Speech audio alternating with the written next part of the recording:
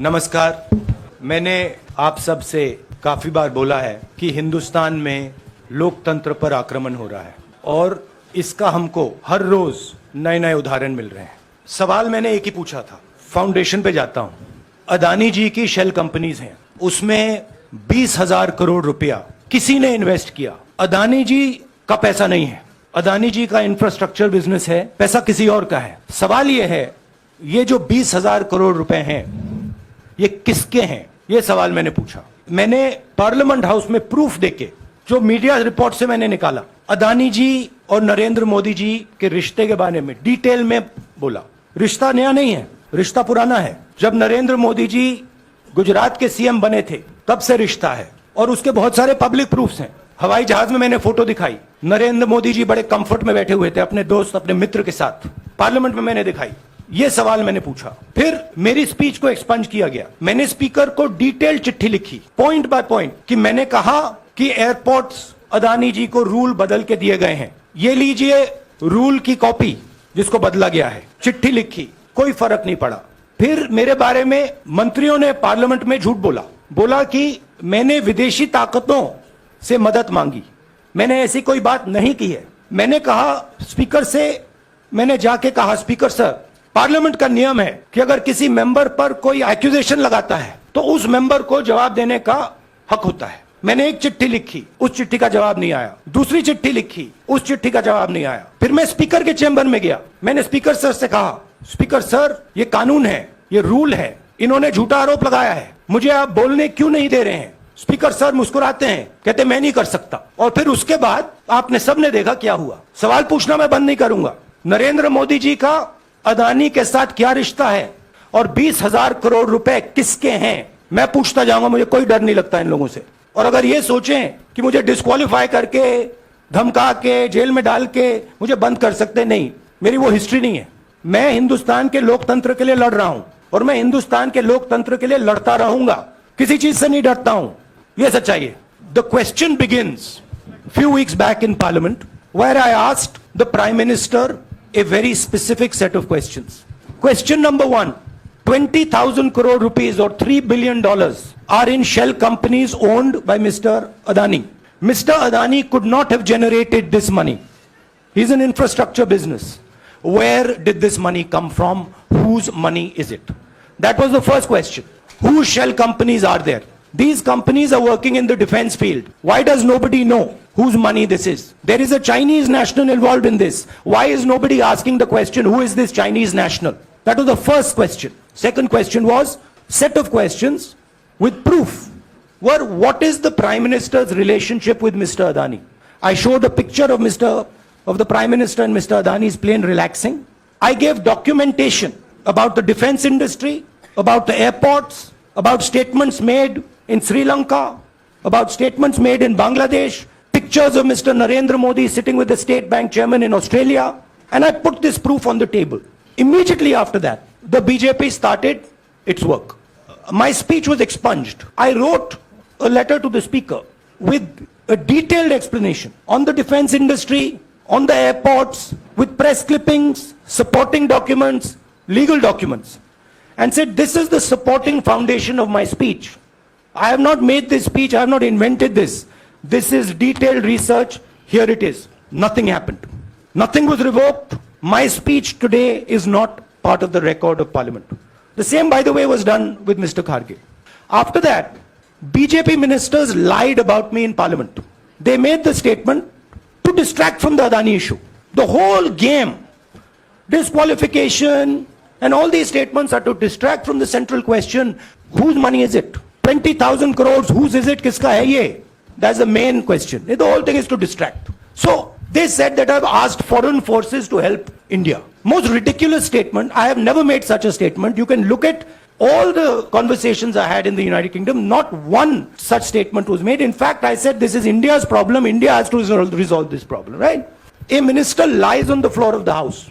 I wrote to the speaker and I said, Speaker, sir, it is my right as a member of parliament when somebody makes an accusation to state my position. Please let me state my position. The first letter is not answered. I then write a second letter with more details saying the names and what was said. Still no answer. I then go to the speaker's chamber And I say, Speaker, sir, what is going on? We live in a democracy. You are the defender of that democracy. Why are you not letting me make my statement? The Speaker smiles and says, I cannot do that. Come and have a cup of tea with me. So this is the whole drama that is being orchestrated to defend the Prime Minister from the simple question. Whose 20,000 crore rupees, whose $3 billion went to Mr. Adani shell companies? I am here defending the democratic voice of the Indian people. I will continue to do that. I am not scared of these threats, of these disqualifications, of these allegations, of these prison sentences. I don't care. I'm not scared of them. Okay? These people don't understand me yet. I am not scared of them. They are used to everybody being scared of them. I am not scared of them. Right? And I will continue to ask the question, what is the Prime Minister's relationship with Mr. Adani? It is an old relationship. It is a relationship that began when he was Chief Minister of Gujarat. Mr. Adani constructed the idea of Resurgent Gujarat, organized all that. This is a partnership. It's a close partnership. I'm going to keep asking that question. Rahul ji, मैं मोहित दुबे हूं। मेरा सवाल यह है कि आप शहीदों के परिवार से आते हैं। आपकी दादी भी डिस्क्वालीफाई हुई, जनता के बीच गई, आप सत्ता में वापस आए। आज के दौर में राहुल गांधी भी डिस्क्वालीफाई हो गए हैं क्योंकि तमाम आपने इश्यूज को उठाया, चीन के इश्यूज को उठाया। क्या राहुल गांधी भी जनता के बीच में जाएंगे और वही वापसी फिर से करेंगे? राहुल गांधी भारत जोड़ो यात्रा में 4.5 महीने जनता के बीच में रहेंगे और वो मेरा काम है, वो मैं करता जाऊंगा। आज के हिंदुस्तान में पहले राजनीतिक पार्टियों को सपोर्ट मिलती थी, मीडिया से मिलती थी, बाकी इंस्टीट्यूशन से मिलती थी, वो नहीं मिलती है। तो ऑपोजिशन की पार्टीज को एक ही रास्ता है, जनता के बीच में जाने का।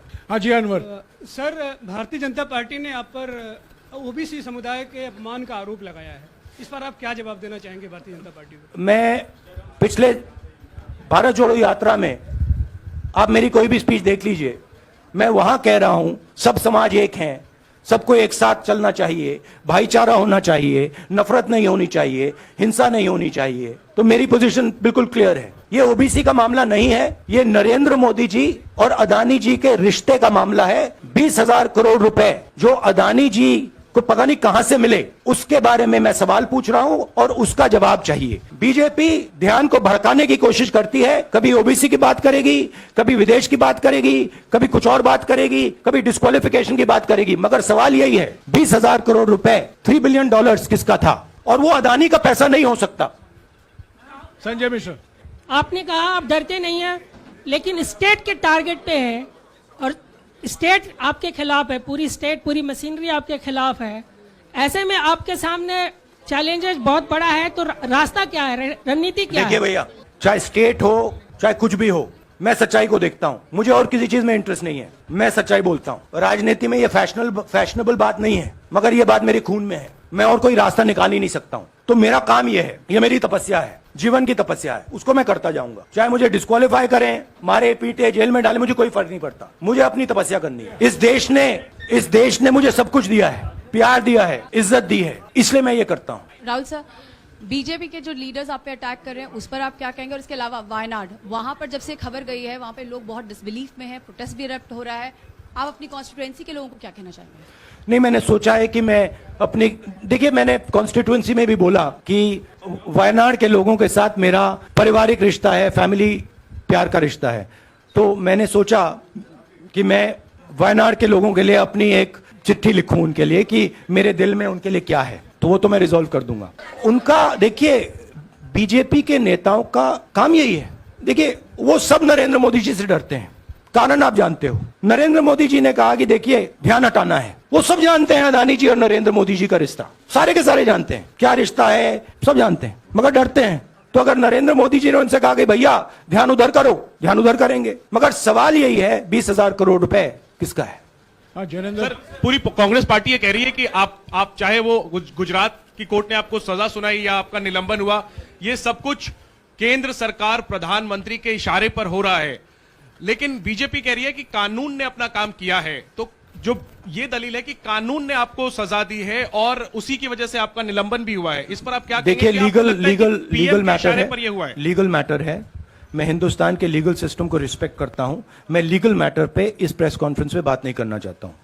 हाँ संजीव, अगर आपके लीगल सवाल होंगे तो आप हमारी लीगल टीम से पूछ लीजिए।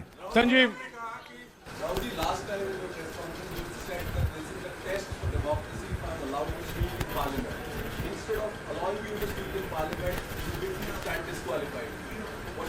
No, look, please understand why I have been disqualified. I've been disqualified because the Prime Minister is scared of my next speech. He's scared of the next speech that is going to come on Adani. I've seen it in his eyes.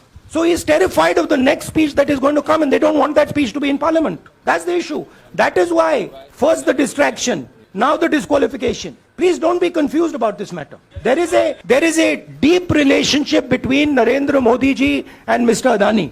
There is a question.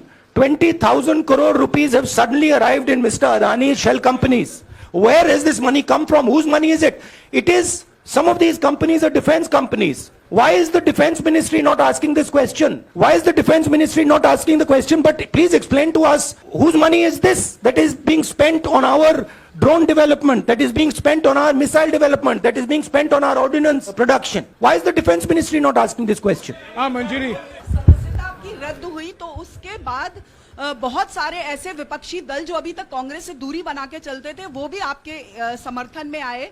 तो आपको क्या लगता है अब वो समय आ गया है जब सारे विपक्ष को एकजुट हो जाना चाहिए? मैं उन सब विपक्षी दलों का धन्यवाद करता हूं कि उन्होंने इस बात में हमारी सपोर्ट की, और हम सब मिलके काम करेंगे। रंजीता, जिस बयान को लेकर आपको ये सजा सुनाई गई है, क्या आपको लगता है, आपको अफसोस है उस बयान को लेकर? क्या कहेंगे उस बयान पर? अब देखिए, अब ये लीगल डिस्कशन है, उस पे मैं टिप्पणी नहीं करना चाहता हूं क्योंकि ये कोर्ट में मामला है। मगर मैं जो भी सवाल उठाता हूं वो सोच समझ के उठाता हूं। हाँ जी, नीरज। कुछ ही दिन पहले लक्षद्वीप के सांसद मोहम्मद फैजल की सदस्यता गई थी और बाद में हाईकोर्ट ने स्टे कर दिया था। अभी उनकी मेंबरशिप रीइंस्टेट नहीं हुई है। देखिए, सुन लीजिए। हाँ। राहुल जी सुन लीजिए, अभी उनकी सदस्यता रीइंस्टेट नहीं है, लेकिन चुनाव आयोग ने चुनाव की घोषणा करने के बाद उसे रोक दिया था। अगर ऊपरी अदालत से आपको स्टे मिलता है तो आपको उम्मीद है कि लोकसभा स्पीकर भी आपकी सदस्यता को बहाल कर देंगे? मुझे उम्मीद में कोई इंटरेस्ट नहीं है। चाहे मुझे सदस्यता मिले ना मिले, मैं अपना काम करूंगा। अगर ये मुझे परमानेंटली डिस्क्वालीफाई कर दें तो भी मैं अपना काम करूंगा। अगर मुझे रीइंस्टेट कर दें तो भी मैं अपना काम करूंगा। मुझे कोई फर्क नहीं पड़ता मैं पार्लियामेंट के अंदर हूं या बाहर हूं, कहां हूं। मैंने आपसे कहा मुझे अपनी तपस्या करनी है, मैं उसको करके दिखाऊंगा। आपके लिए नहीं, अपने लिए। रवि, एक मिनट रमन। हाँ।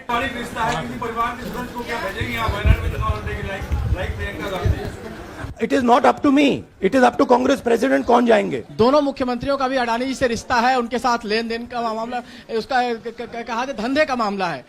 लेकिन क्या धंधे का मामला, क्या बात कर रहे हैं? ये धंधा रोकेंगे ये लोग? जिनके पास जो भी स्टेट का उनके साथ नाता है, जो भी बिजनेस चल रहा है, वो बिजनेस रोका जाएगा क्या?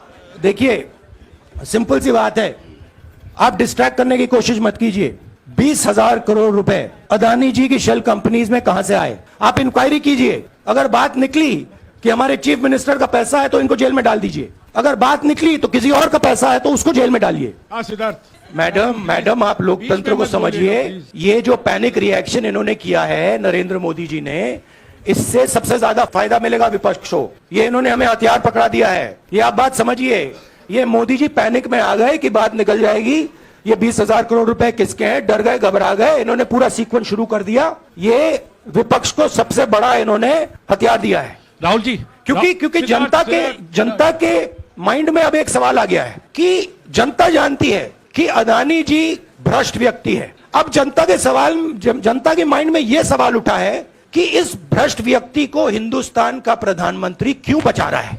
यह मतलब अब सब कुछ बीजेपी के लोग, नरेंद्र मोदी जी सब कुछ इस व्यक्ति को बचाने के लिए क्यों कर रहे हैं। दूसरा सवाल, बीजेपी के लोगों ने कहा कि अदानी पर आक्रमण देश पर आक्रमण है। मतलब इनके माइंड में देश अदानी है और अदानी देश है। बात समझिए। राहुल जी, मेरा सवाल आपसे ये है कि जब आप ये फैसला सामने आया, आपको मैक्सिमम पनिशमेंट जो है इसमें जो हो सकती है वो आपके लिए मुकर्रर की गई।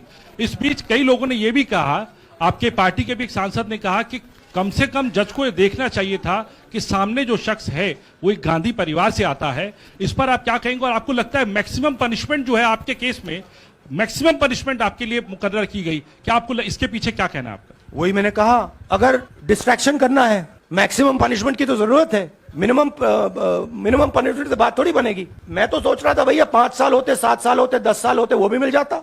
मुझे क्या फर्क पड़ रहा है? या Rajdeep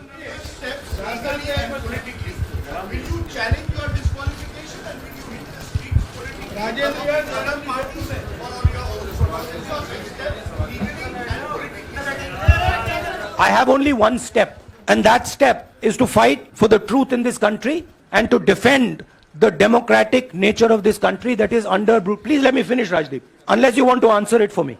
You do that also sometimes. My job, as I see it, is to defend the democratic nature of this country. And I will do whatever I have to do, to defend the democratic nature of this country. What does that mean? That means defending the institutions of this country. That means defending the voice of the poor people of this country.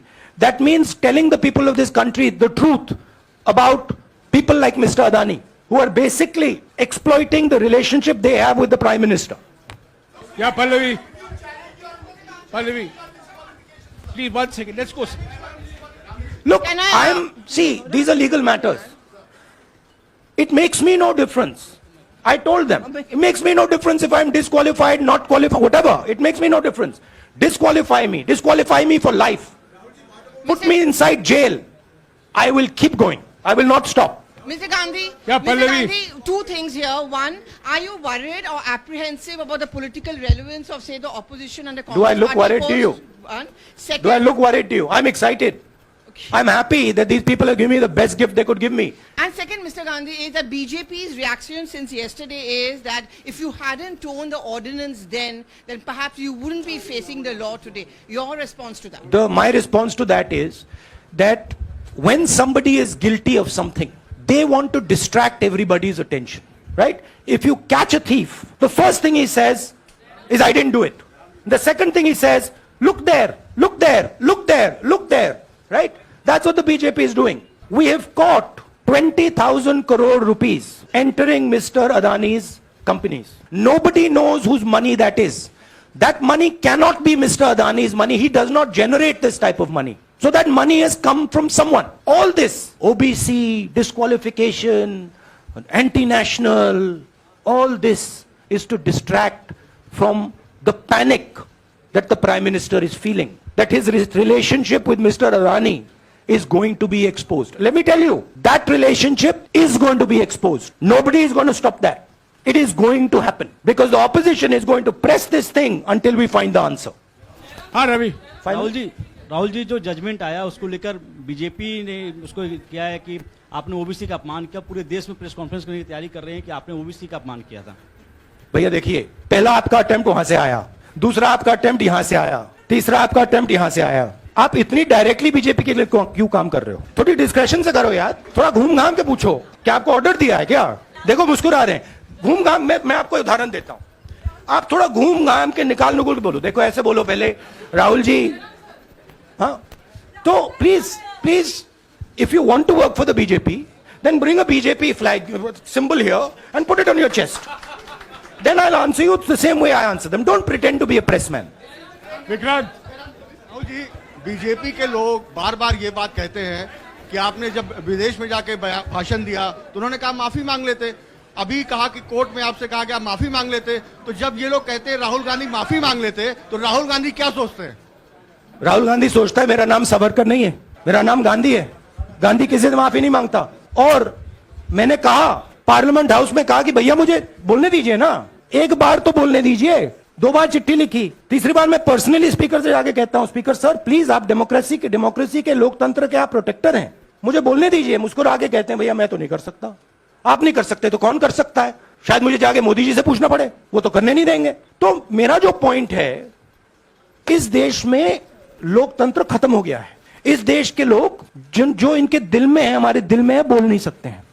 इस देश के institutions पर आक्रमण हो रहा है। और उस आक्रमण का मैकेनिज्म क्या है? उस आक्रमण का मैकेनिज्म नरेंद्र मोदी जी और अदानी जी का रिश्ता है, वो फाउंडेशन है।